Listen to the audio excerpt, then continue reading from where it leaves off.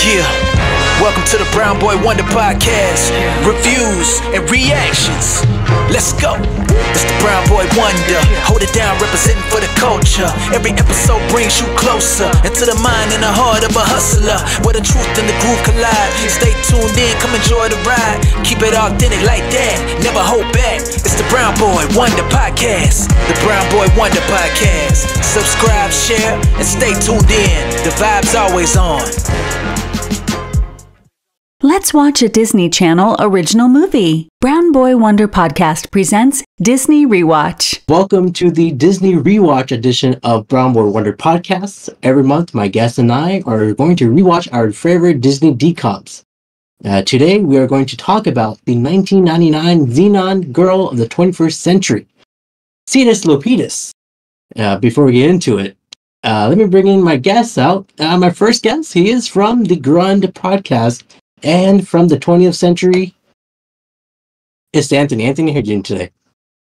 Hey, I'm doing great. I've got some crazy colors on my vest, and I'm ready to look out into a digital landscape of space. Man, that's fantastic. My second guest, he is from the Ready, Set, Replay podcast, and from the 21st century, it is Skyler. Skyler, how are you doing today? Cetus Lapidus. I know Abrar already said that, but this movie says it about 96,000 times, so I felt the need to say it again. They say it major. Oh. That's pretty good. My third guest, he is also from this Ready, Set, Replay podcast, and from the 22nd century, it is Daniel. Daniel, how are you doing today? I'm from the future, and I'm excited major to watch and talk about this Lunarius movie with you guys. That's past even when this movie takes place, the 22nd century. Mm-hmm. That's, I know about Zenon 4. That's when Phil the Future's from. Yeah. we might see him in this movie. Who knows? We don't. Well, of course, this movie was directed by Kenneth Johnson, and I do have a budget for this movie. Any idea? I refuse to guess. No. Oh my goodness. Any guess? Any number? I should be paying attention to what the previous numbers were. $10 million. Okay, got $10 million. They had to build the space station set, and then they had to pay 1990s money for the digital outside of the spaceship. Mm-hmm. And then they, I don't know, filmed the rest at some docks in San Francisco, in the Bay Area. No. What? Yeah, I don't know. You can't. I feel like if you spent more than $10 million on a Disney Channel movie, they'd arrest you. $15 million. I got 10 and 15. Well, the budget for this one, it is $5 million with effects costs under $500K. Wow. Dang. So they used all the Marvel techniques to get this done, huh? Just rush them. A little bit. I guess this was the predecessor for Marvel movies now. This movie looked about as good as Brave New World. Okay. Especially that shot with Anthony Mackie in the background towards the end of the movie. That was crazy. Take that for what you will. Anthony Mackie, Raven Simone, about the same quality. Oh, I don't know about that, but I do have a simple question for you guys. Of course, this movie takes place in 2049. What's like one Blade thing? Runner. Yes. What's one thing you'll see in that year? I don't think I'm gonna make it that far. You'll make it. No, someone's gonna get me. I don't think Skyler's going to make it, to be honest. Oh, no. That's because Anthony's going to be the one to get him. Yeah. Oh. Probably, yeah. So I'll probably see Skyler's death before then, and Skyler's not seeing anything. So that's what we're seeing. Yeah, that's true. All right. No flying cars, no nothing like that? Like tears in the rain. Oh man, it's getting sad now. There's nothing happening. All right, nothing's happening there, but of course this movie takes place way in the future, and I do have the language or the slang of the people of 2049. I gave you guys the link. Well, let's run down this list here. Oh, it's the whole thing. Yes, because it is, we don't understand what's going on when we were watching this movie, so we got our little glossary here. I feel like I understood. I think pretty much all of them were pretty self-explanatory, actually. Well, Abrar, do you have favorites from the list? Was there any that where you're like, I want to start saying that? Okay, yes, let's go with that one. I will want to say, inked out. That means spooked or scared. Oh yeah, inked. I remember them saying that a couple times. I liked inked. That was kind of an interesting way to phrase that. You could also say inky. Ooh. Like the Pac-Man ghost. Oh yeah. Oh yeah. I He also was also from the 21st century. Oh yes. I also like the phrase "shake your booster loose." It means get moving. What about you guys? I mean, Any words? Major is definitely the major one. Whenever you say something is like totes major, essentially, that's a fun way to kind of, I don't know, make it, I guess, science-y. Is that what they're trying to do there? I I know. don't even think science. He just Like Ursa Major, Ursa Minor, like that's how it's classifications Sure. of like constellations, and they're in space. Here's the thing about all the slang. So this is almost 2050, which we're halfway there in the 2000s at this point. What I don't get is why the adults are all saying the slang when they would be like our age. That is true. This feels like it should be something for the teens only, not Earl Sinclair from Dinosaurs, the captain of the ship. Yeah, that is true. But they'll be around our age. Yeah, exactly. Well, okay. Well, Data Padme, I will say. That means emo me. right, yeah, because that's one thing we'll definitely still be doing in 2050. Emailing. They don't email, they Zappad. Get good. There's also Sweat Minor is pretty much nothing to worry about. Yeah, it was like no sweat. I get it. The minors and majors are kind of like mess me up because isn't a major means like it's like a big deal? Yeah, major is big and minor is small, like in real life. Okay. Yeah. So sweat minor means no sweat. But yeah. But clear minor means clueless. Because it's not clear. Yes, you're not clear. Oh. All right. That's enough with the gloss. Yeah, go ahead. I liked when she wanted to leave the restaurant and she said, "Let's scrub this mission." That was fun. That's true. Oh.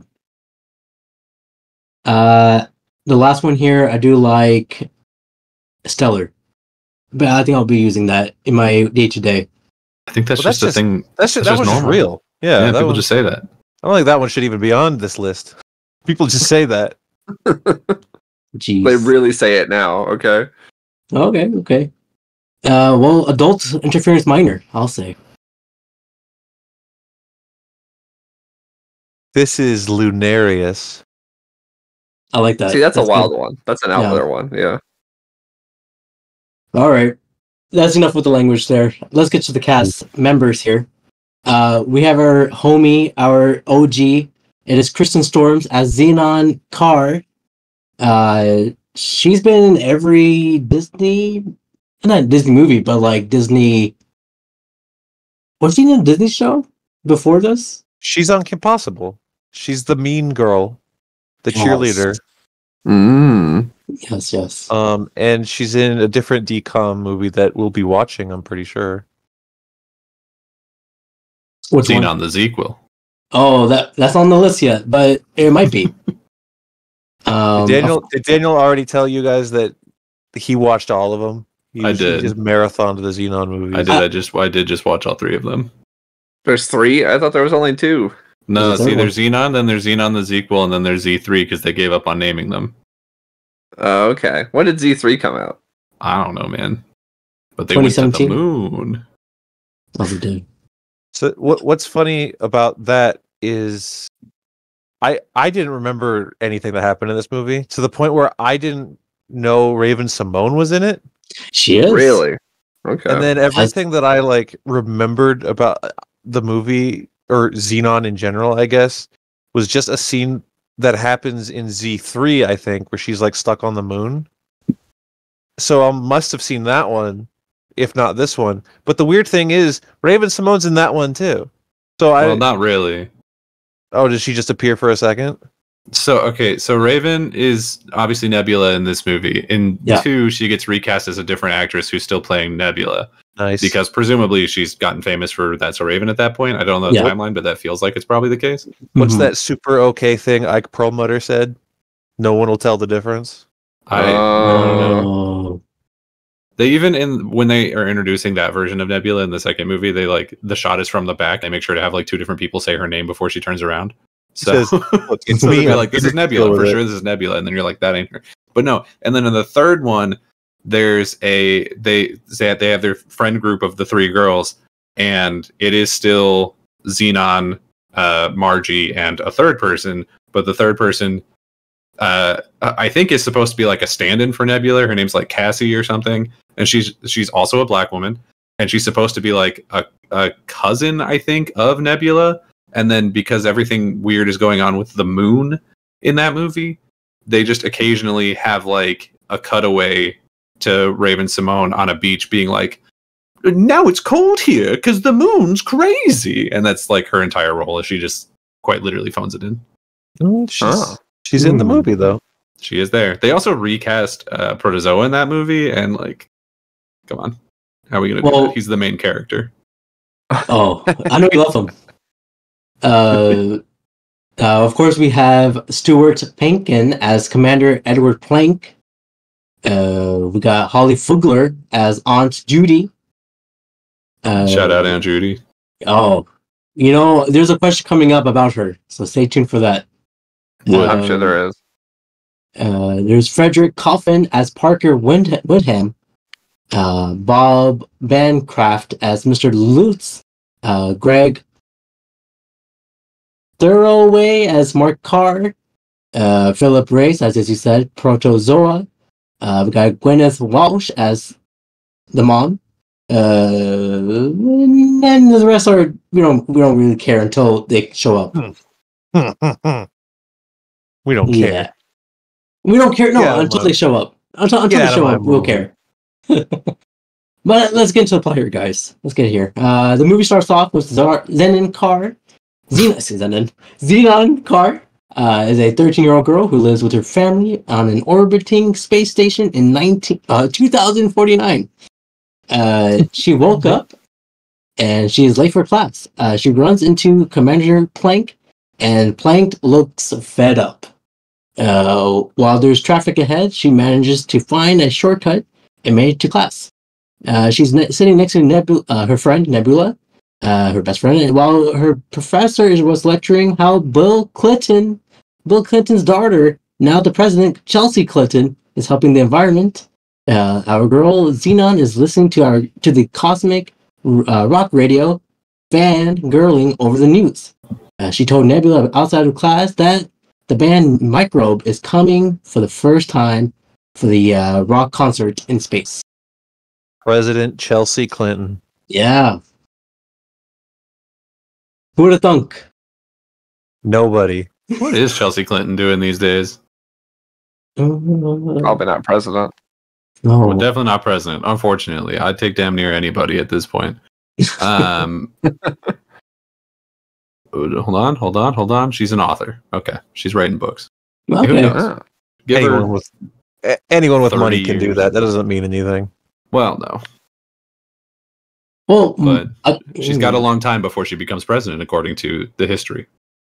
The documentary Zenon says that there's another like 25 years between now and then. I guess that's true.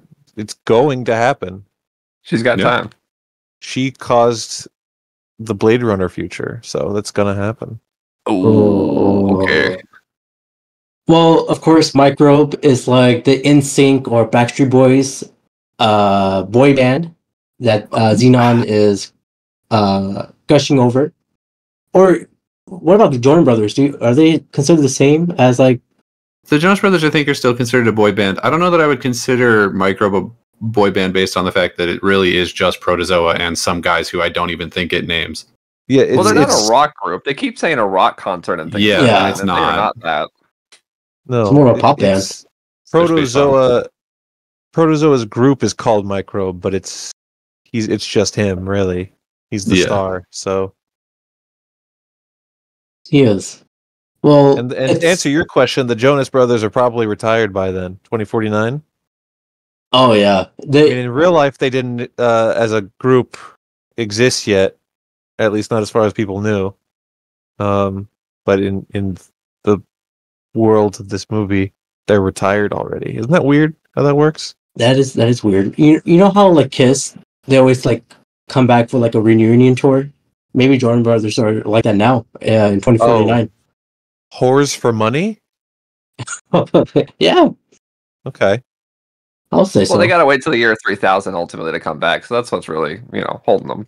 Yeah, but you better watch out for your daughter at that point.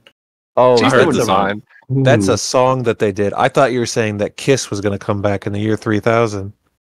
No, probably not. 3000. You don't think Gene Simmons will make a robot of himself, Phantom of the Park?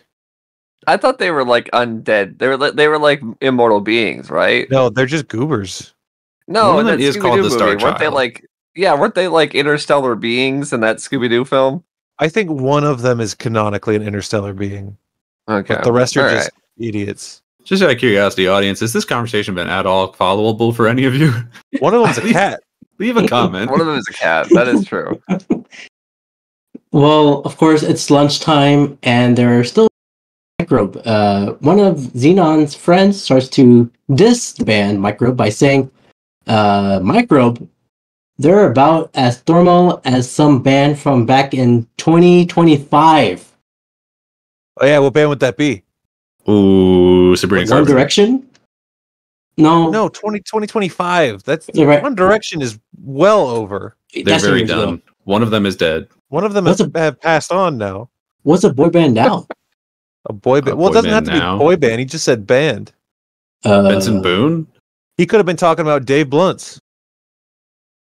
Is that a real guy? Daniel, look up Dave Blunt's right now. I don't know. Look up Dave Blunt. Look up Dave Blunt's. Don't dwell on it for the podcast, but just look him up so you know. It's going to be Benson Boone. That's the real actual thing that has happened. I don't know much about Benson Boone other than he did a flip at the Grammys. He did. He did. And then he adjusted his wangus and people got slightly mad at him, but then they thought it was okay because he was really hot. Is he allowed to? Well, that's good for him. Dave Blunt's looked like he ate a boy band. Damn. All right. I said don't dwell on it. Abrar, continue, please. Zenon tells Nebula, I want to call her Raven. If that's okay with everyone, because that's a Raven. It's not Nebula. They're having a contest, and the winner gets to dance on stage with the singer Protozoa. But Commander Plank came by the cafeteria and states the space station needs repairments and improvements, and needs to show Parker Wilhelm, the owner, that this place is running smoothly or he'll shut it down. Do you guys remember in the movie Brink where Brink's mom was talking about the Wyatt family being Mormons? Mm-hmm. Are they talking about Parker Wilhelm, aka Wilhelm Rotunda, aka Bray Wyatt? Okay, well, it says Wyndham. Which is the correct last name, but just not what you've been saying. Yeah. Oh, excuse me. But it's like, what do you say, 49? So this would have to be Bray's like kid. It has to be his And kid. Wyndham was his first name also. Yeah. So, man, this episode is not working. Start over. It's all right. It's all right. This is how things are run in the 21st century. All right. What are we supposed to do about it? That's just life. Also, Mormons have many children, so it must be a descendant. They have many children, many names. You can take a first and put in the last. I'm just saying it could happen. All right. That's what I'm saying. Well, later, Zenon tells her parents about her concerns about Parker Wilhelm was rockets. Her parents calmed her down by saying that everything will be fine, and pretty much they need us to do our experiments and research.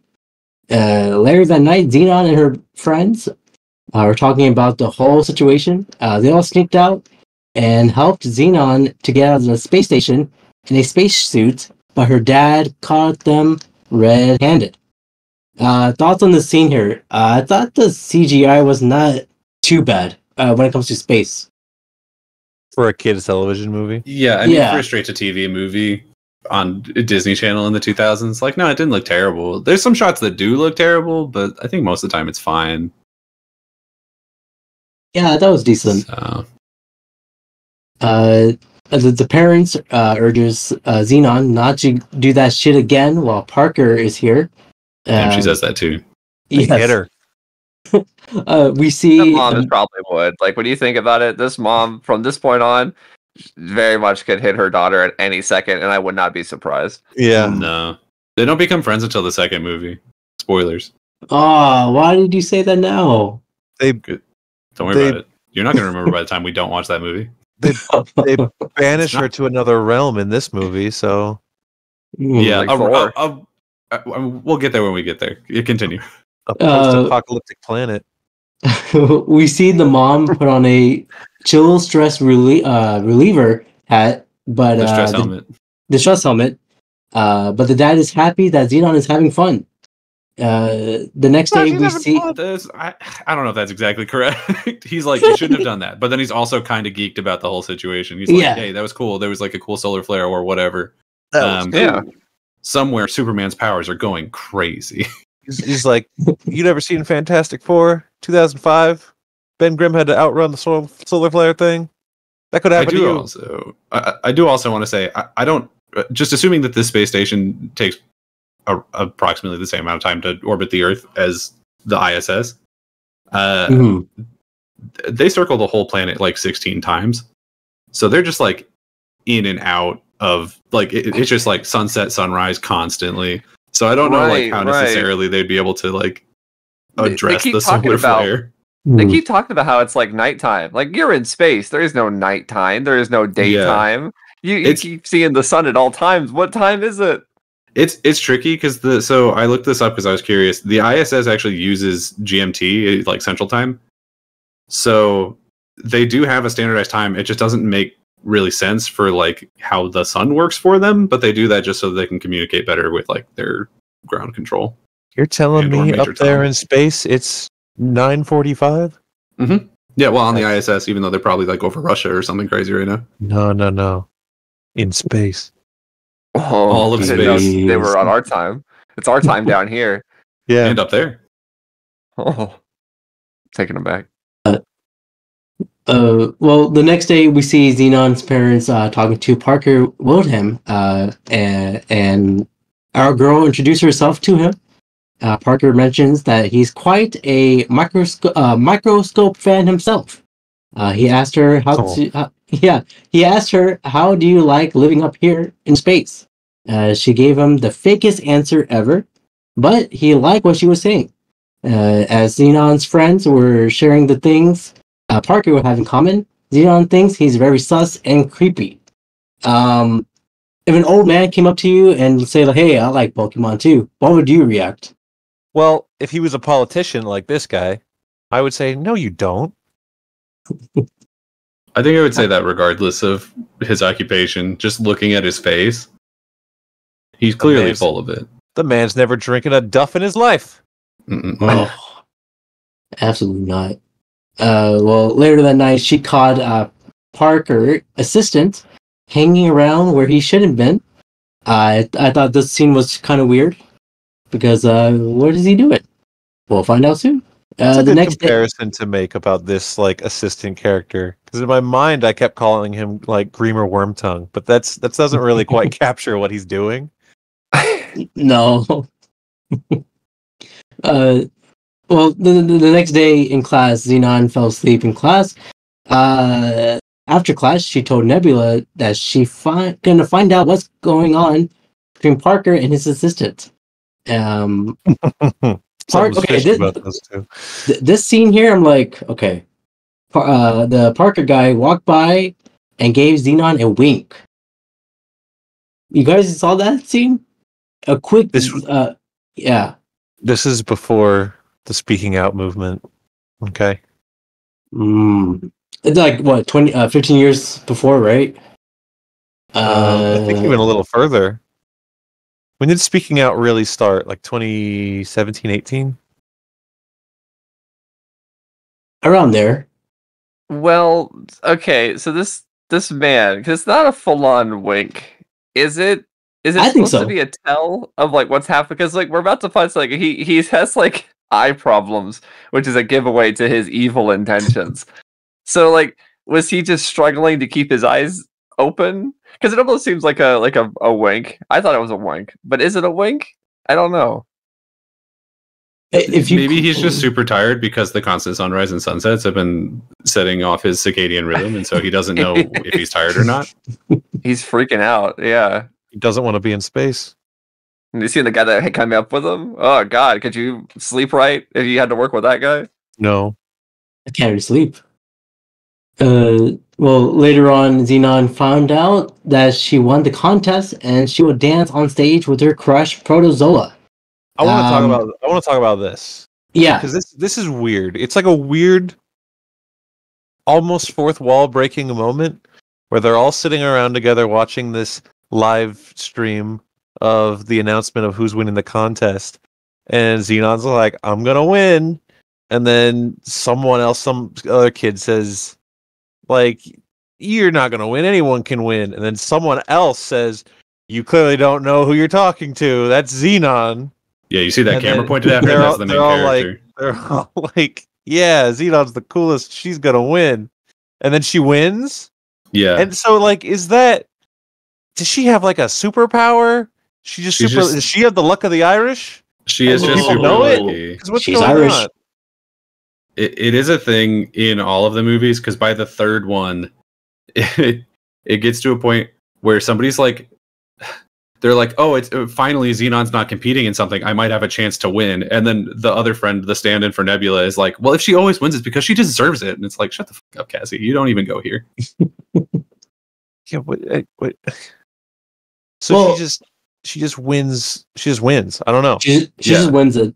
Two things you know about Zenon Cart. Number one, she's always right, and number two, she always wins. Mm-hmm. Well, she's gonna dance on stage with Protozoa. How are we feeling about Protozoa here? He has like some frosted tips. Very 90s of him, I'll say. At this point, as we kind of stated earlier, I wasn't entirely sure if Protozoa was a man or a group, and the fact that there was one guy on the screen that they were talking about, and then the group is called Microbe. I was like, are there others? We're doing a Backstreet Boy type thing bit, but are there more? And there was never more. No. Do you feel like they should have casted a real actor as Protozoa? Or they did cast a real actor as Protozoa. As opposed to, what is this guy? He's not a musician, he's an actor. He's on other things. A homeless man? This guy is like a homunculus. He doesn't have a link on Wikipedia, so I don't... He doesn't. It's probably because the link on the one that you sent isn't even his real full name. His name is Philip Chowdhury. Reese is his middle name. Philip Chowdhury? Jeez. His name is Philip Reese Chowdhury. Fill up some chowder. Like, what a name. Wow. I think Daniel should be running this episode. That's what I think. Because he seems to know everything about Zenon. Look, I had sisters in the 2000s. We watched this movie a lot. All right. Oh, no. Hey, I will say this is my first time watching it, so hang me. Not hang me, but... Hang you. Don't hang me. What I'm trying to say here. Help me out here. Help me out here. Well, Zenon has a plan to spy on the assistant by Nebula and feels that she shouldn't. We see the assistant inserting a CD into the system as Zenon watches on.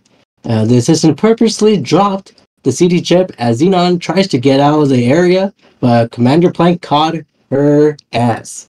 After getting into trouble with the space station's commander, Xenon's parents punish her by grounding her to Earth to live with her Aunt Judy, who is afraid of space.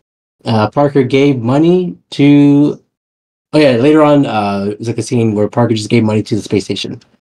Have you guys been grounded like this before? To a Sent different another planet? Yeah. Yes. Yeah. Okay. It happened once, and I don't want to talk about it anymore. Oh, And I'm he was sorry. sent to the Phantom Zone. Excruciating. Anthony's not from here. I was put into the Phantom Zone once. Okay. All right. one And I was time. banging on the glass, going, "Forgive me." It was. Yeah, I don't know. It's traumatic, of course. So if you're going to be sent to another planet, even if you were born there, you've been away for 8 years. It's a bit much for a kid to take in. This mom is evil. Yeah, Simple No. as that. yeah, a little bit. Well, and it's evil for even more reasons than the obvious of like, I'm grounding my child to a completely different like zip code and gravitational pull. But it's also her mom is terrified of Earth. Like she's been telling everyone like Earth is terrible, it's full of diseases and murderers and shit. And then she's like, you know who should go there? My daughter. And there's kind of like a joke, I guess, not really even dwelled upon, where you go to Earth and it's fine. It's just Earth. Yeah, it's Earth fine. and Earth. If anything, in it's better. 2049 was just fine. Whereas the things that she's saying about Earth, about how like you walk down the street and you get stabbed, that's real. That's what we live in. I've walked down the street and nary but once been stabbed. Oh, I've been stabbed a couple times. Yeah, but it was me who did it. I think I got stabbed by a pencil in 3rd grade. See, that's dangerous. See, kids stabbing other kids. I got stabbed by a pencil, and I yelled "fuck" in front of the substitute teacher, and that was not a good time to be had. Did they get more mad at you for dropping an F-bomb or at the other guy for stabbing Yeah, of you? course they did. Of course they did. That was That sounds about right. ridiculous. That was 7th grade. That was a different Skyler, not this Skyler who did it. And I just went, "Fuck!" And they're like, "Why did you do that?" And it's like, "What do you mean? Why did I do that?" Because I've been assaulted, madam. If that had happened like more recently, you could have gotten that kid like expelled, sent to That would have been jail. cool. Yeah. I always hate killed. that. I don't know. I always hate that when someone is getting hurt and they get in trouble for it. Not the one who's doing it. I always hate that. Yeah. This Ridiculous. is why Zenon didn't want to go to Earth, because Earth is terrible. You get stabbed. It's full of cute boys who won't be in the sequel.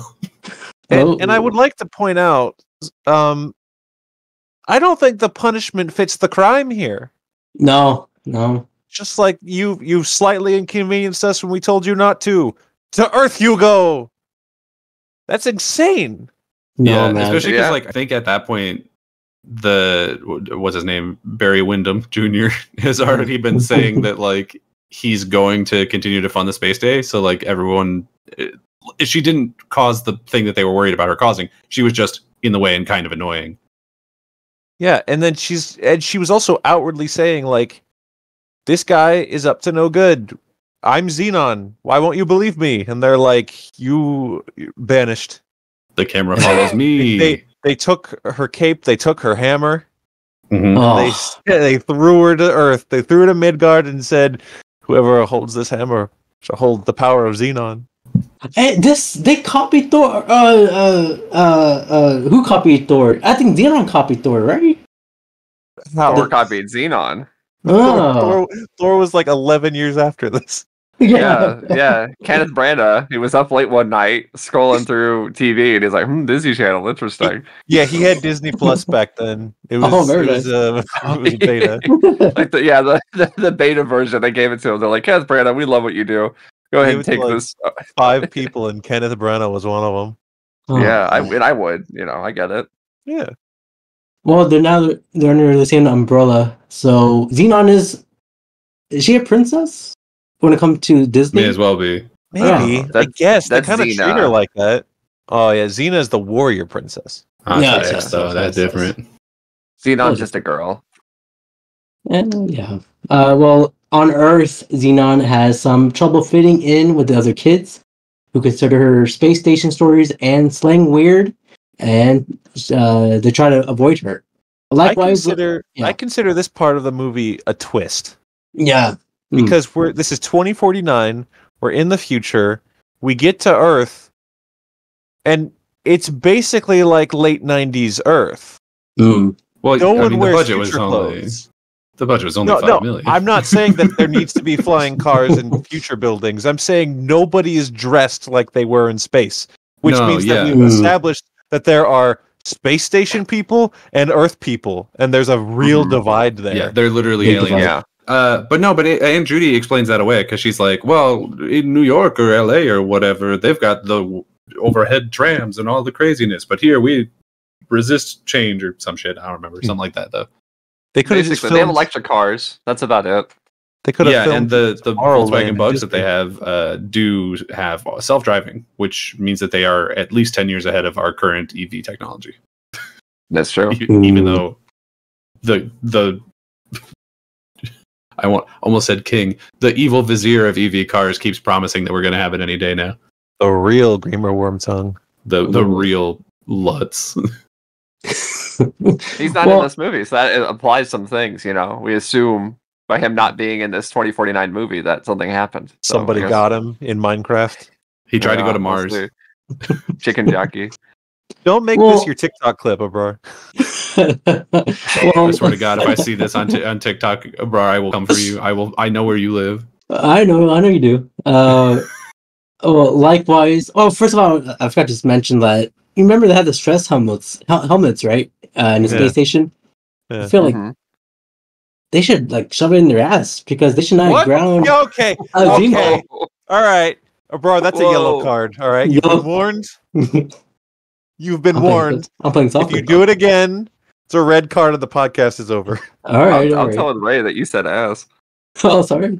Well, likewise, Mom. Zenon considers the children at her school woefully out of touch with pop culture. To her homesicknessness, Zenon often communicates with her best friend on the space station Nebula Viva Wait, video phone tablet. does the thing that you say, the summary that you're reading specifically say that they're out of touch with pop culture? Because I think the Yeah. only piece of pop culture that we even know about in this world is Microbe, and the people there do know Yeah. about him and seem to like him more than her friends, quote, Th- on yeah. the space station who said that hasn't been relevant since 2025 or whatever. So basically, your summary is wrong, I guess. I think Protozoa is like, you know how the future sees Bill and Ted? They're Hmm. like godlike beings that save the world with their song. Right. They wrote the song that Mm. saved the world. Yeah. No, I think that's what Protozoa is here. he doesn't save the world with his song until the second movie. That's what I'm saying. Well, no, Bill and Ted don't save the song till way late, save the day either until later, so it's fine. It's all about future time travel. Ooh, Okay. that's true. That's true. Okay, That's where's true. George Carlin? Ooh. Oh, he's dead. RP. Well, I guess by 2049 he would be. You're right. Well, eventually, Zenon makes friends on Earth with two boys, Andrew and Greg. Along the way, the kids learn to be more accepting of one another and to look past first impressions. We basically have we get a fresh out of the boat story arc with Zenon here. And we see Aunt Judy. Well, what do you guys think about Aunt Judy here? I like Aunt Judy. I like her too. She's trying, you know? Like she Mhm. tries so hard to like be kind and nice to her little niece and everything. I think she's fun. I was expecting I wouldn't call it a twist, but a reveal with Aunt Judy, because there's a part where Xenon's like, Aunt Judy, why didn't you ever get married and have children? And Judy's like, well, I was just always a little different. I'm like, I see what we're doing. I see what this is, Aunt Judy. I know what you're doing. She really cares for her niece, but she doesn't take, or she's scared of taking risks. That's the one issue with Aunt Judy. She has the best story arc between the three movies, to be honest with you. Okay. Because in the second movie, she gets married. In the third movie, she has a kid. So See, wow. that it goes all plots against together. my headcanon, so I'm not watching the next two. We also have a girl named Margie. She's our bean girl in this movie. Yeah, she say? boo Margie. Yeah. Yeah. Nobody Yeah, they likes should've- Margie. I don't even know why they let her hang out with them. Because she has a cool car, That's or her true. dad has a cool car, or whatever. Oh, that's right. That guy says that. He's like, we only hang out with you because your car, stupid. And she doesn't even take that as the hint. No. At one point, I'm getting ahead of myself here. Well, Zenon created a fire in the lab. It's okay. We've all done that. And Greg. She didn't know there were different types of temperature? No. I think it's different from space and Earth. Oh my god. Down it's here, not. It's we just still use Fahrenheit. Yeah, we haven't in 2049. We still haven't adopted the metric system, and you know what? That's based. We refuse. Well, we have our boy here, Greg. He's been staring at Zenon the entire time during class. Like in Twilight, he's a vampire. And back at the restaurant that we... Did we skip the restaurant, or has that not happened yet? The restaurant's coming up, don't worry. That definitely happened. That happens first. She gets off they go straight there. The space boat, and Aunt Judy says, let's go get hamburgers. And then... Right, that happened, but there's a dinner that's coming up. Oh, yeah, no, not that one. Oh, yeah, talking about he's staring at her hardcore at the weird outdoor restaurant that I think is probably the same one they go to later. Yes. Because having two sets would cost more, you see. So, but yeah, no, his way of flirting seems to be largely just staring unblinkingly at an attractive-ish girl. Well, it works. Apparently. I think it's just because he's got like really nice hair and he looks similar to every other like boy crush from this era. I'm telling you, it's called the Twilight method. It's straight up the point where because I saw this kid and I was like, he looks really familiar. I looked out, he ain't in nothing. He just looks like every other kid from every other like teen romance. They grew them in a lab back then. It seems like it.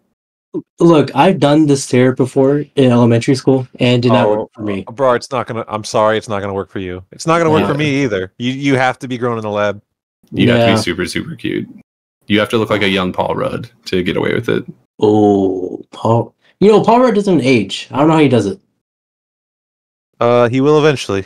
Witchcraft. Tomorrow. I don't know that. As soon as he looks at that painting of him he has in his attic, it's all over for him.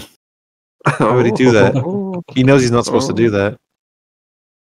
Well, Greg showed Zenon real horses, but she was scared of them. Yes, but she was petting them and riding them with Greg, and she felt relaxed. Greg showed her the ocean. This is pretty much a date the entire day, I guess. And, it's literally a date because when she gets home, her Aunt Judy's like, "You've been on Earth for one day, and you've had better luck than I've ever had with boys." Well, so it's definitely a date. It is definitely a date. During the date, Parker's assistant was spotted by Zenon. Greg. Oh yeah. Also, she experienced rain. Like, how do you tell someone about rain? Yeah. Well, fortunately, they didn't have to because she was like, "I remember this from when I was on Earth as a baby." The space education system is broken. Yeah. She doesn't I'm sure know. she knows what it is. She just hasn't been in it before. Because she says that thing. She's like, "I've never seen the ocean before." But like, bitch, you're in space. If you've seen Earth, you've seen the ocean. Like, it's mostly ocean. Count. Yeah, so it's like you've seen it, but you haven't seen it. So like, she knows what rain is, but she doesn't know what rain is. You know what I mean? Ooh. You feel? I know what you're saying. I'm picking up what you're putting down. Thank you. Because the gravity is higher on Earth. Yes, it adds 30 pounds, which is what I'm going to say to my doctor next time I see them. Man, they called the space station leader fat. They were like, he's fat, 30 pounds, haha. Remember that? Mean. Kids. He was kind of fat. Yeah, but come on. Not his fault. That ugly ass plum suit that he was wearing did not do him any favors. They looked like I don't know if you guys know the DC characters, the Challengers of the Unknown. That's what they looked like. They had these like purple outfits on, and his little collar piece had like a little hourglass shape, and so it looked like, look up the Challengers of the Unknown, and you'll see what I'm talking about. That's what these characters are. I'm doing it now. Go on. Doing it now, but slower than Daniel is. I don't know. I agree with you. Greg figured out that Zenon's earring disc has something to do with Parker. During her time being grounded on Earth, Zenon uncovers a plot mastermind by a station Big Wig Parker to crash the computers of her space station home, which will put everyone in danger when Zenon tries to warn her parents of the danger. But dude, her parents were not listening. No, they have real goosebumps parent syndrome. Yeah. Yeah, I mean it's very goosebumps. You're right.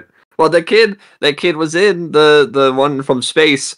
The dweeby guy was in Goosebumps. He was in Night of the Living Dummy. So there's some Goosebumps connections. There we go. Hey, look, if you're a parent, just listen to your kids. There's no harm to listen to. I mean, I think if your kid says, the guy is going to blow up our space station and I have proof, you can be skeptical. Maybe just check it out. Yeah. Put eyes on it. Be like, is this... No? Okay. But then you're like, let me take a look at it. Oh, it's real. Yeah, I mean, I think it's one thing.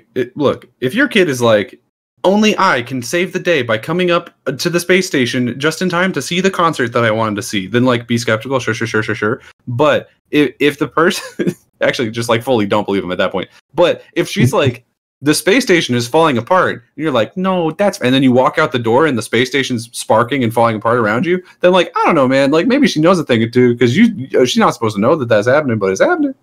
I mean, there wasn't even really an established thing where it's not Boy Who Cried Wolf. Xenon's not like a troublemaker liar. No. She's the coolest kid on the space station who wins every contest. I don't know why they're so quick to not believe a word she says. They're just so distracted by zero gravity rats. You know what I mean? How does that work? They got a little boy floating around in a tube. I don't know, man. They're doing something with bone marrow. That was messed up. Damn. Eugenics. Space eugenics. Space eugenics. Like Bubble Boy? Bubble boy. He's a boy in a bubble. Continue. Well, the creepy assistant came by to Xenon's friend's house and offered a deal to get his disc back for exchange for Zenon to be back on the space station. But my dude took it and left with it.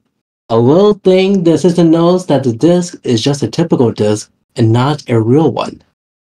Okay, something really funny does happen here where she's like, okay, yeah, I'll give you the thing, but you have to give me a trip back to the space station. And then Greg, being very smart, is like, no, make him write it on paper. That's how adults do things.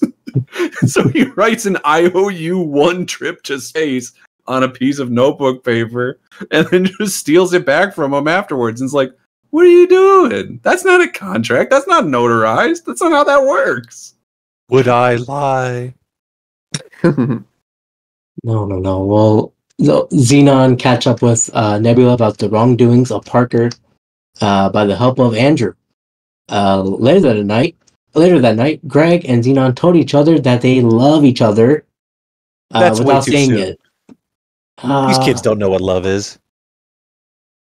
That balcony scene, they're like... From Romeo and Juliet. Yeah, exactly. Yeah, I think they know Romeo that and Juliet were in different times. There was much more expected of them. Yeah, they were 14 and how old is Zenon here?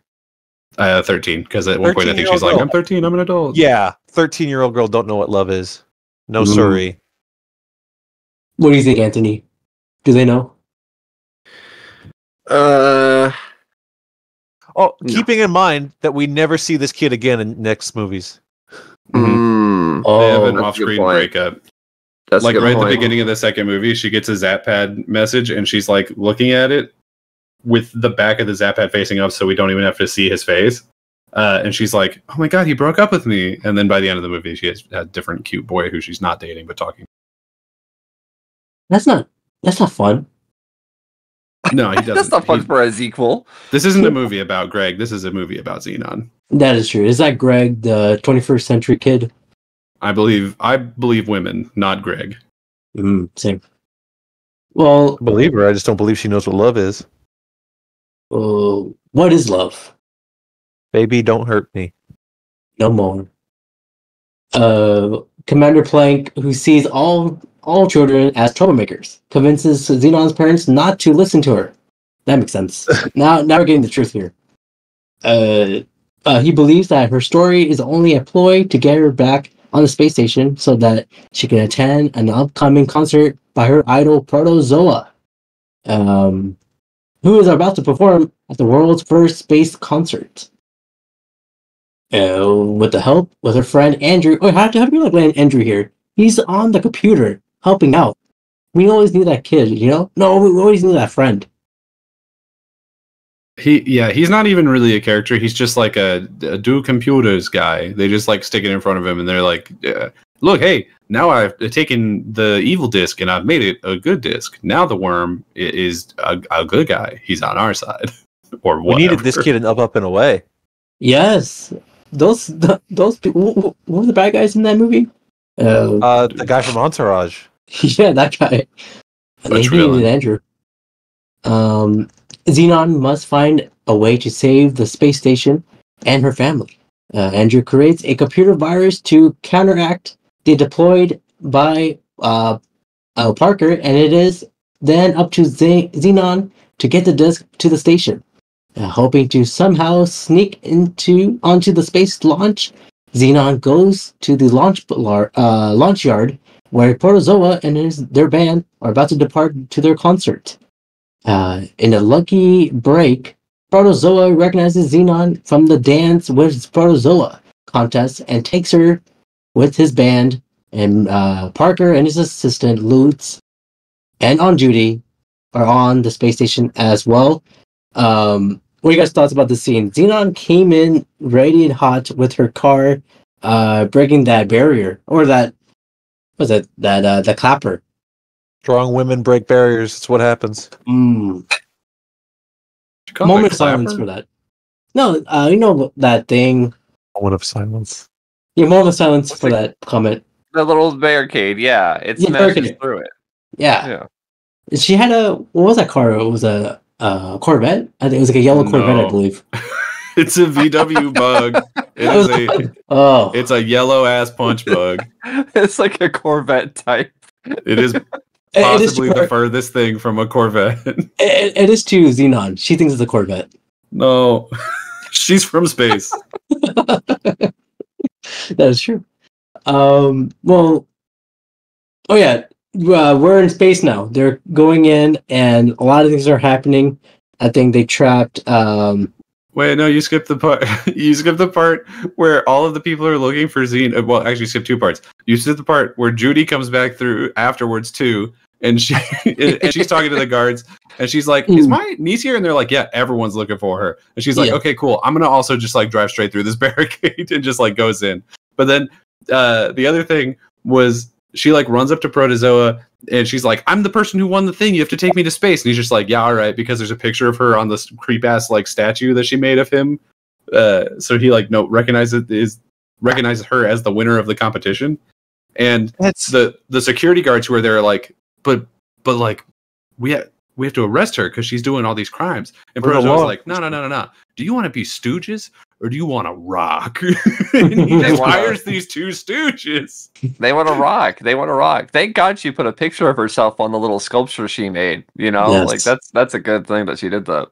You know what? Let's go back to that. That's how she won the contest. Like how Homer Simpson built that little paper mache nuclear power plant.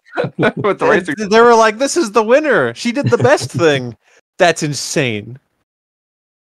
Gotta be like Zenon. To be fair, the only other thing that we heard, the only other thing that we heard somebody put into the thing was that Nebula had like written an essay or something. Yeah, Protozoa ain't reading that. He didn't read it. He doesn't know how to read it. He's too busy rocking.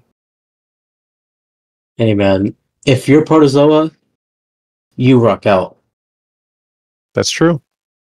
Upon arrival, Commander Plank is shocked to see Zenon on the station, but is smitten with On Duty. Love at first sight for him. Do you guys think that? Yeah, he's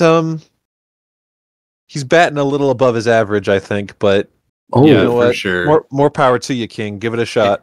I'm just saying it's a good thing that we like set up early that Judy was desperate, because like him falling in love with her totally makes sense. She's super charming. That's true. Him falling or her falling in love with him is like, all we know is that he doesn't like kids and is wearing a really unfortunate suit.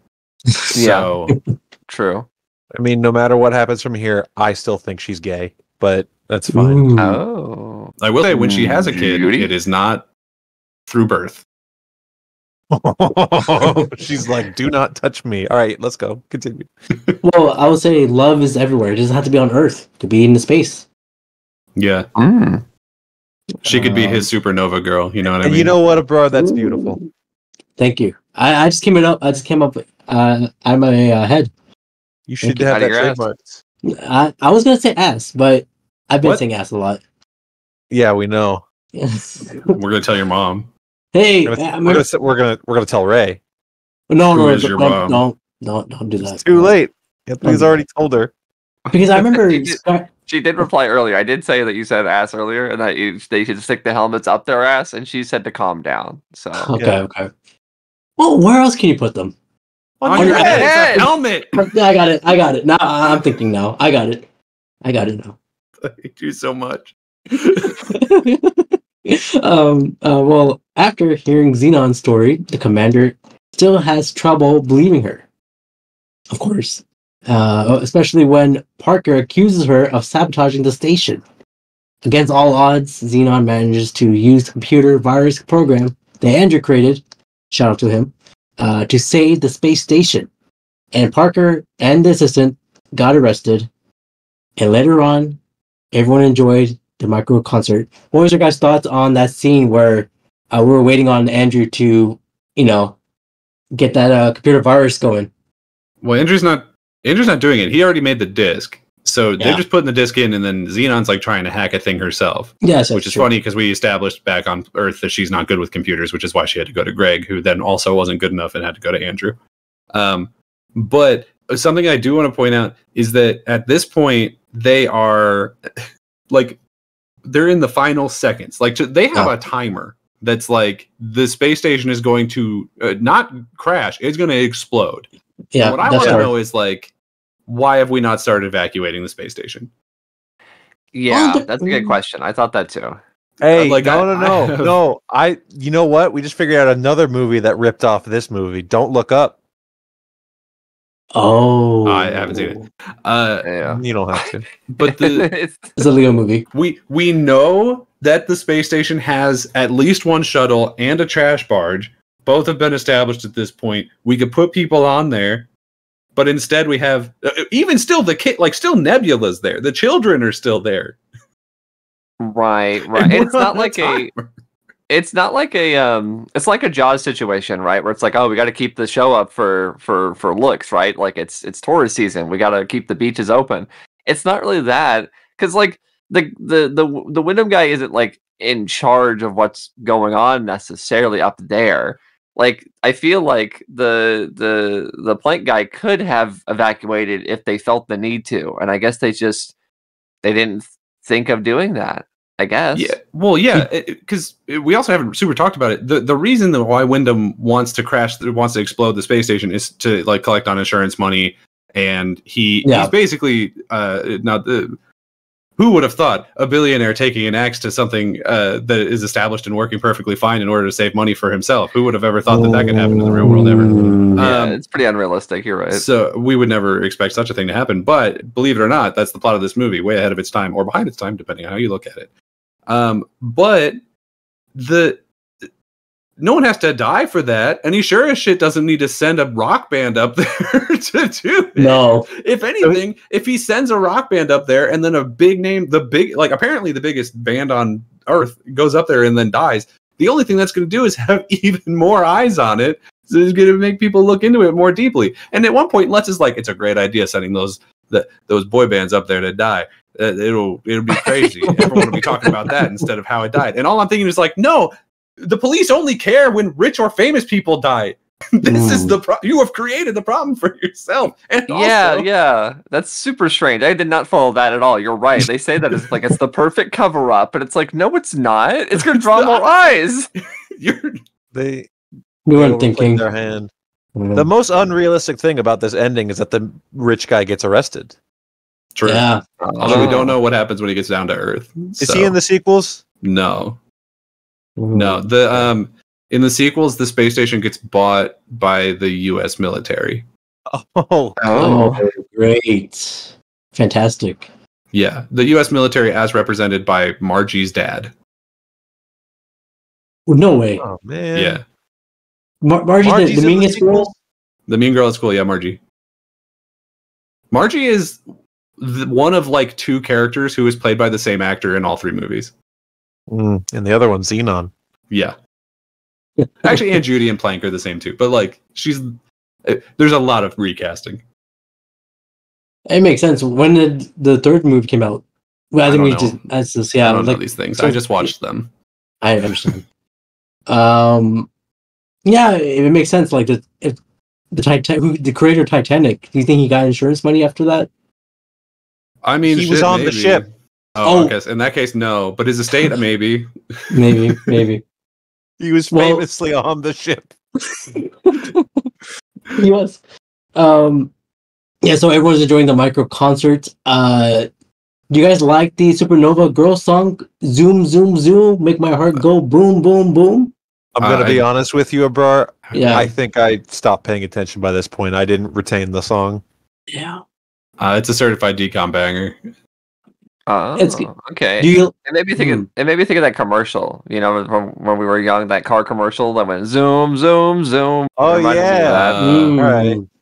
I can Yeah, see I'll give it a thumbs up for that. for sure. All of the Zenon movies end with a song, and this is the second best one. Are they all Protozoa songs? No, the first two Oh. are. The third one is from a third band, or a different band. Protozoa Okay. didn't make it to the third one. No, he's in it. Oh. But the joke is that people don't like him anymore, which is kind of funny because that's teased in this one.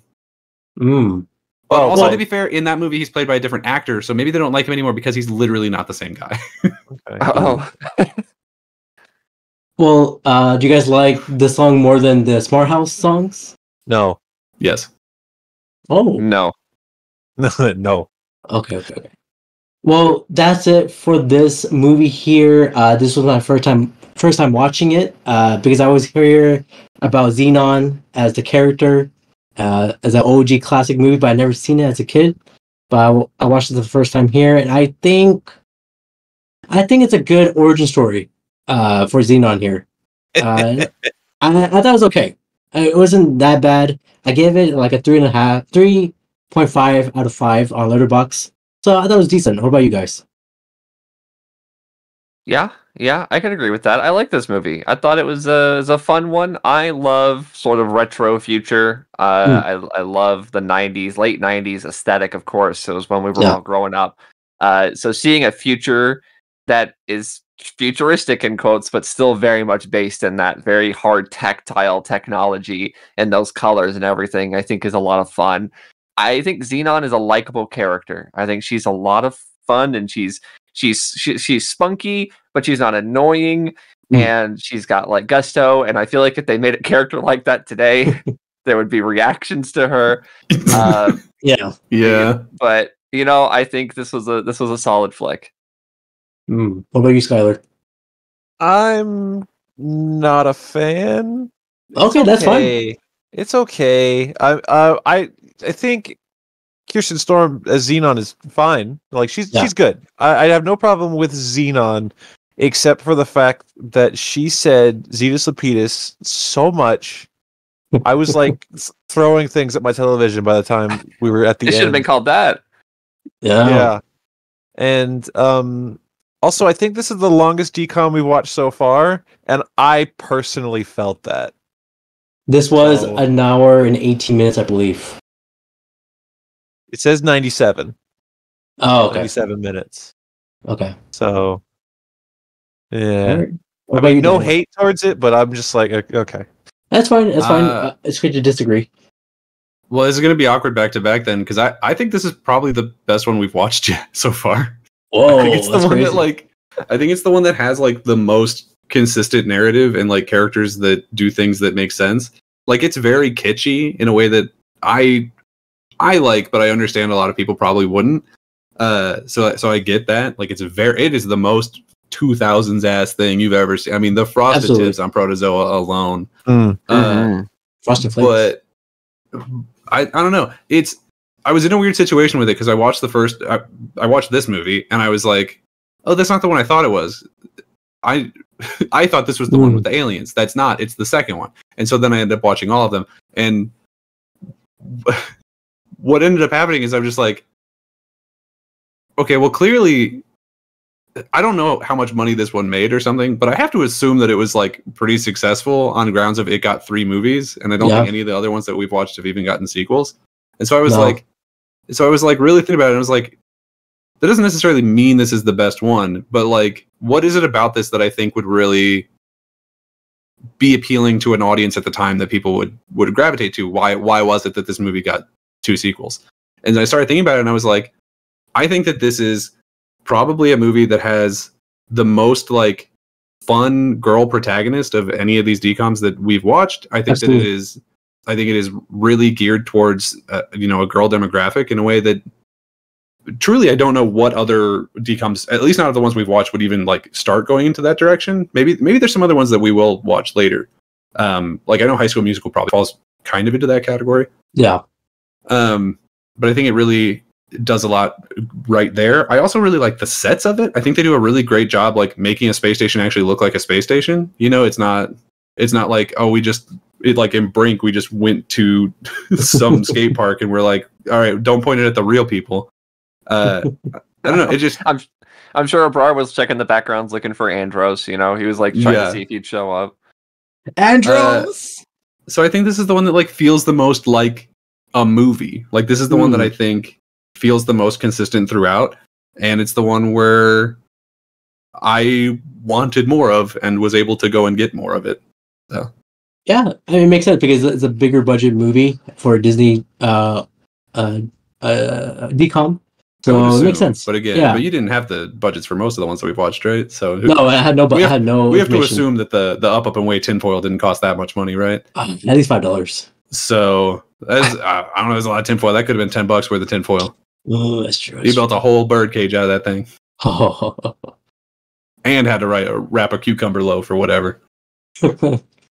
Well, again, maybe it's because I didn't relate to it, and I don't say I didn't like it. It's just I guess I didn't relate to a movie, a Disney Channel original movie for the first time. I believe the ones I did. This is the first time I did it, but it's okay. I still think it's okay. Yeah. You said you had a question about Aunt Judy. Yes. Oh yes. Let's get into here, guys. Every Disney rewatch, of course, we go head to head with the parents here. So last time, you guys picked Smart House Dad over the Luck of the Irish Mom. And now, which one do you prefer now? The reigning champion, Smart House Dad, or Aunt Judy? I don't like that we've gone out of just the dads first out of just all. Dads. And then you were like, okay, well, let's extend it to dads and moms. And I'm like, okay, I guess we can. Now the aunt, and I know that she's like a guardian figure in this, but that I feel it's unfair. I think what you're trying to do, you're trying to unseat Smart House Dad because it's an easy walk-off win here because these parents suck. These parents do suck. Well, the dad's fun, I guess. Full disclosure, like Judy is the one that matters because like the mom is in the second one, the dad not really, and then neither of the parents are in the third one. They don't even show up. Divorce. So, but Judy does. Judy is the one, the important one. I would say when I was watching this, and I knew this was going to happen. I knew we'd have the battle of the parentals. Mm-hmm. I knew Judy would be chosen for this because she is the parental figure in this movie. Like the parents are not that. It is Aunt Judy. So yeah, I understand Skyler's plight. I understand his issue with this is supposed to be Battle of the Dads. First of all, we're changing the rules. Eventually, we're going to get grandpas and all sorts of stuff on this list. I'm telling you, by the end of this DCOM series, he's going to like. So, what do we think of the dog? Yeah, well, then we're gonna have beans. It's gonna be beans versus. It's going to get confusing in certain ones, like when we get to High School Musical or Lemonade Mouth or whatever, where it's like, which of the kids' parents do we look at? Because there's going to be a bunch of them. So this list is only going to get more confusing. What I'll say is, of all of the parents, Judy is the one that I would most want to live with. She's the one that I would most want to spend time with. Sure. But I do think Smart House Dad is a better actor. So I don't know where that leaves us. Yeah, he's got that scene. We mentioned it last time. He has that scene where he bears his soul to his child, and we haven't gotten that since. And that's kind of tough to beat. If Judy's not one, she has to be two, though. I would argue. Yeah. No. If Judy's on the list, which she is, we're going Judy instead of the other parents because it's too easy. I agree. I still think Smart House Dad is the number one, but Judy would be number two. Yeah. Okay. I think I'm good with that. What's the full ranking right now? Do you have this written somewhere? You're writing this down, right? Yeah. Only the dad. You weren't writing it down. I'll write it down now. How about this? Okay. Okay. Smart House Dad. Smart House Dad. I can literally hear him writing it down. He was doing this the whole time off nothing. On Judy, and then what about Brink? What else we watched? Brink. Is Aunt Judy going to be the only one who gets her actual name on the list? Yes. Yes. We have Brink Dad. What about him? Well, Brink Dad definitely the lowest of the three. At the bottom of what we've said so far. Yeah, if we're redoing this list, he's at the bottom of the three. There's Luck of the Irish Mom. You chose the mom. Mom, yes. Yeah, Luck of the Irish Mom definitely goes above Brink Dad, but below the other two. Yeah. Ooh, you think she's a below Judy? Well, sure. Because she refused to tell the truth for the longest time. Yeah, she didn't want her son to know he was Irish, which was again not the secret. She only told the truth because of a magical curse. All right. Oh my god. Luck Mom. So we got Up and Away. You chose the dad in that one. I chose the dad. Hmm. Is the dad above Luck Mom or Brink Dad? That was was he Steel Eagle or Bronze Eagle? It was Bronze Eagle. Bronze Eagle. But yeah, he's a Steel Condor. That makes sense. Condor. He's below On Judy or Luck Mom? Definitely below Judy. I would put him below Luck of the Irish Mom. Yeah, I think I agree. I think he's between Lucky Mom and... She was always supportive, even when she was lying, and then when she stopped lying, she was supportive. Bronze Eagle, whatever, was too... He was like, son, you better play football and not be gay. Yes. He didn't start being like thinking about his kid until later. You know what I mean? Yeah. I will also say it does hit me some kind of way that Up and Away Dad, or just, I don't know, Hero Dad, whatever you're gonna write on the list, that he was also the guy making the movie. There's something about that that's just like makes me want to put him lower. So yeah, I'd put him right above this tiny picture of Irish Mom. All right. But I would still put him above Brink Dad, because Brink Dad was like, he actively hated his kid line. until they had a touching scene in the garage. Yeah, that one scene was pretty good, but I feel like it was kind of too little, too late at that point. It was. Yeah. It was like 5 minutes. Plus, it was like a babyface turn. It came out of nowhere, and then he was just kind of supportive at the end because he needed to not have an evil dad. To be fair, though, I can't remember a good scene that Eagle Dad had. He just had the costume. He just had a cool costume. Okay, all right. now we're into something. Is Brink Dad better than? Is Brink Dad better than Bronze Eagle? Bronze Eagle. I already sent the images in the chat, though. This will help us keep track if Abrar loses a little document. Thank you. I tried to keep it in. It's this whole time I've been in the chat sending images to make like a visual list, and we can't change it now. I already said Brink Dad at the bottom. Well, I think Bronze Eagle was always at least a caring father, so this is the order we're sticking with. He was excited. Right. You're right. His baseline was higher, even if Brink Dad had that one scene that peaked above. No, you're All right. Look right. at this team. Look at this lineup of characters. This is great. You really did choose just the most sad-looking picture of Brink Dad. This is like seconds before his car breaks down. Yeah, it is. He's mad at his son who just got kicked out of school. He's seconds. He can't work because his back hurts, and his car is seconds away from breaking down. This is him at his absolute lowest. Well, he's at the low of the list, so it's appropriate. Well, all right, let me run down the list here. Of course, Smart House Dad is the reigning champion. So he's number 1. Number 2 is Aunt Judy from this movie, Zenon. The third person, it is Luck of the Irish Mom. The fourth is Up and Away Dad, Bronze Eagle. And the last place at the moment, it is Brink Dad. All right. Can't believe All we right. did 5 of these. That's crazy, right? Usually I don't do that when I was a kid. Yeah, but wait until we get to next year. We get to do the sequels to all of them. Ooh, Smart House God. sequel. No. Smart Mansion. Smart Mansion. Is the sequel to Smart House somehow through multiverse nonsense the animated like spooky house one where it's the haunted by a fat lady? Monster House? Monster House, Smart House, Monster House, the trilogy. Name a third house movie. Up there we go. There's the trilogy. There we go. No, the 1977 Japanese movie House. House, yeah. And then the show, House. Oh, True. Hugh Grant. There's a house haunted by house. Not Hugh Laurie. Hugh Laurie Laurie. There's a lot of Hughes, to be fair. from Hugh Jackman. Tomorrowland. Hugh Laurie is probably my least favorite of the. It doesn't matter. Anyway, so hey, thanks for watching. Yeah, so this was Zenon, the girl from the 21st century. That was a great movie for some, not for others. All right. But Skyler, where can I find you, dude? Oh God, Skyler 8-bit on Blue Sky. That's where you can find me, and then other things. But Daniel will say that part. Okay, Daniel, what about you, man? Where can they find you in the internet? I live in the internet. I in real actually I got cyber chased into the internet, and now I live here. But you can. Is that what we're doing next year? Scooby-Doo movies? Honestly, I'm down. If we are, I'm in. But All of them? There's 12 of them. There's only. I mean, there's got to be more than 12 of one those. per month. They did one for the WWE. If they did that, there's more. Anyway, you can find me more on than one.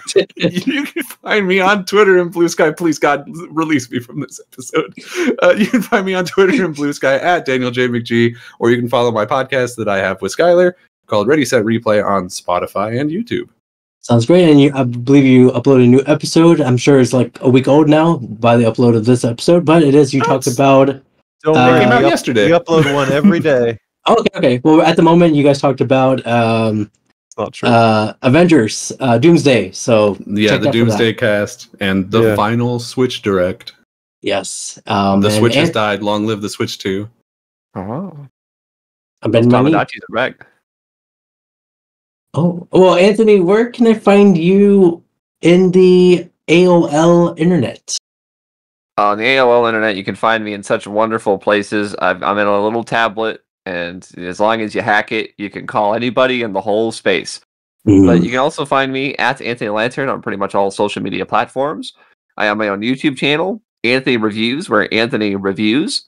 And then I've also have my own podcast called The Grud that you can listen to and have a wonderful time. Fantastic. And I believe you talked about Novocaine, which is your favorite movie of all time at the moment. What the fuck? Where did you get that from? Is that All what you- time? It's not my favorite movie of all time. It was pretty good.